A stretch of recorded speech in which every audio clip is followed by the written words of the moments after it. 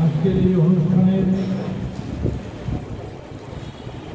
বিশেষ অতিথি পটুয়াখালী জেলা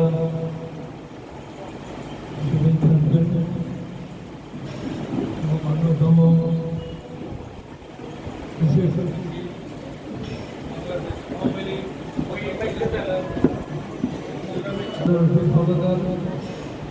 এবং দুপুরে আমরা ওখানে আবার লাইট বিতরণ করেছি মির্জাগঞ্জে, তারপর পটুয়াখালীতে, সেখান থেকে আমাদের আওয়ামী লীগের সংগ্রামের সভাপতিকে নিয়ে সিভিল সার্জনকে নিয়ে আমরা এখানে। তো আমাদের উপজেলা চেয়ারম্যান সাহেবনী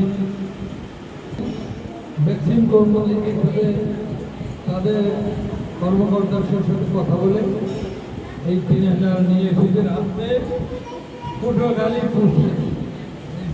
সকালে আমরা আবার বিতরণ করি। এটা কঠিন কাজ ছিল, আমরা আল্লাহর রহমতে পেরেছি।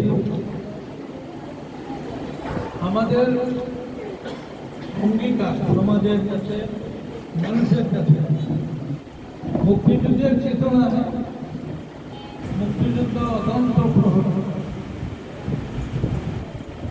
সেই ক্ষেত্রে আমার দায়িত্ব বেশি, কাজী আলমগীর সাহেবের বেশি। আমরা মুক্তিযুদ্ধ